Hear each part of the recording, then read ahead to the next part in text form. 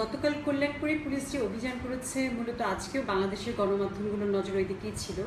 পাঠকদেরও আগ্রহ সেদিকেই, যারা দেখছেন টেলিভিশনে বা আমাদের সামাজিক যোগাযোগ মাধ্যমগুলোতে তাদেরও এখন আগ্রহ দিকেই। সকাল থেকেই আজকে গণমাধ্যম কর্মীরা ভিড় জমিয়েছিলেন কল্যাণপুরে যে বাড়িটিতে অভিযান হয়েছে সেই ঘটনাস্থলে এবং মর্গে, কারণ ওখানে আত্মীয় স্বজনরা যদি তাদের নিখোঁজ হয়ে যাওয়া ছেলেদেরকে খুঁজতে আসেন সেই একটা ধারণা থেকে গণমাধ্যম কর্মীরা সকাল থেকে ওই জায়গায় ভিড় জমিয়েছিলেন। এখন পর্যন্ত ৩ জনের ব্যাপারে কিছু তথ্য পাওয়া গেছে, যদিও সেটা নিয়ে কিছু সন্দেহ আছে। মৃতদেহগুলোর একটি বলা হচ্ছে শেহজাদ রৌফ অর্কে। শেহজাদ মার্কিন নাগরিক। ৩ ফেব্রুয়ারি সে বাড়ি থেকে বেরিয়ে যায়। তার বাবা ৬ ফেব্রুয়ারি ভাটারা থানায় একটি মামলা করেছিলেন, জিডি করেছিলেন, এবং মার্কিন নাগরিক হওয়ায় তার বাবা এফবিআইকেও ইনফর্ম করেছিলেন বলে সূত্রগুলো জানাচ্ছে আমাদেরকে। তো আজকে শেহজাদ রৌফ অর্কের বাবা বিকেলের দিকে মর্গে গিয়েছিলেন। মর্গে যাওয়ার পর তিনি বলেছেন যে তিনি আসলে নিশ্চিত নন যে এটি তার ছেলে। তিনি ডিএনএ প্রোফাইলিং প্রয়োজন বলে জানিয়েছেন। এর বাইরে আরও যে দুজনের নাম শোনা যাচ্ছে তাদের একজন হচ্ছেন সাব্বিরুল হক কনিক, তিনি আন্তর্জাতিক ইসলামিক বিশ্ববিদ্যালয়ের ছাত্র ছিলেন, এবং অপরজন হচ্ছেন জুবায়ের হোসেন, তিনি নোয়াখালী সরকারি কলেজে রাষ্ট্রবিজ্ঞানের ছাত্র ছিলেন।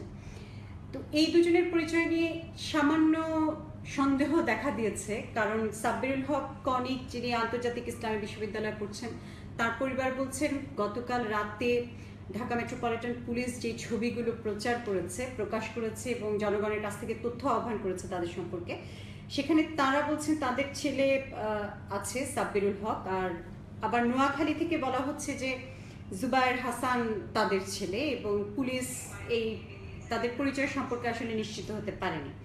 সাব্বিরুল হক কনিক সম্পর্কে আমরা যেটুকু জানতে পারছি, তিনি মার্চ মাসে নিখোঁজ হন।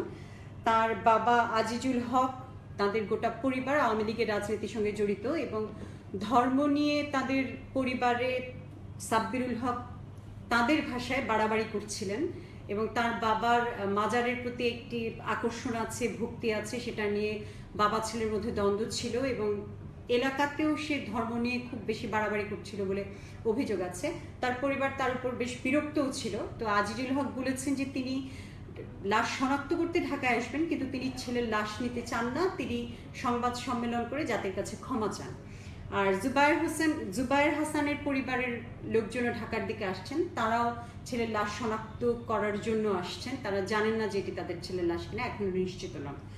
এর বাইরে আজকে মর্গে যে ময়না তদন্ত হয়েছে, গতকাল লাশগুলো এসে পৌঁছেছে বিকেল 5টায়। সন্ধ্যের পরে আসলে ময়না তদন্ত হয় না, তাই চিকিৎসকরা বলেছে তারা প্রাথমিক কাজটুকু আগিয়ে রেখেছিলেন। আজকে বেলা 11:30টার সময় ঢাকা মেডিকেল কলেজের ফরেন্সিক মেডিসিন বিভাগের সহকারী অধ্যাপক সোহেল মাহমুদের নেতৃত্বে একটি দল ময়নাতদন্ত করেছেন, এবং প্রায় 2টো পর্যন্ত চলা ময়নাতদন্ত শেষে তিনি সাংবাদিকদেরকে বলেছেন যে 9 জনেরই মৃত্যু হয়েছে আসলে গুলিবিদ্ধ হয়ে। তাদের প্রত্যেকের শরীরে 7 থেকে 8টি গুলির আঘাত ছিল, কিন্তু অধিকাংশেরই পেছন থেকে গুলি করা হয়েছে। তাদের সব ধরনের নমুনা সংরক্ষণ করা হয়েছে, চুল রাখা হয়েছে, তাদের কিডনি যকৃতের অংশগুলি রাখা হয়েছে, ভিসেরা প্রতিবেদনের জন্য সেটি পাঠানো হবে, এবং তাদের মাংসপেশির কিছু অংশ রাখা হয়েছে। তারা কোনো ড্রাগ ব্যবহার করেছিলেন কিনা সেটা পরীক্ষা করে দেখা হবে, এবং বলা হয়েছে যে তাদের সোহেল মাহমুদ এটাও বলেছেন এর আগেও যে ডিএনএ গুলশানে হুলি আর্টিজানের হামলার সময় দেখেছিলাম যে 5 জঙ্গি নিহত হয়েছে, তাদের লাশও এখন পর্যন্ত হস্তান্তর করা হয়নি। গত সপ্তাহে তাদের পরিবার ডিএনএ পরীক্ষার জন্য নমুনা দিয়ে এসেছে, ওটা মেলাবার পরে হয়তো বা প্রক্রিয়া শুরু হবে। এখন পর্যন্ত এ সম্পর্কে নিশ্চিত হওয়া যায়নি। এটুকুই। আর সবসময়ের আপডেট জানার জন্য প্রথম আলো অনলাইনের সঙ্গে থাকুন, আর বিস্তারিত পড়ুন প্রথম আলোয় কালকে।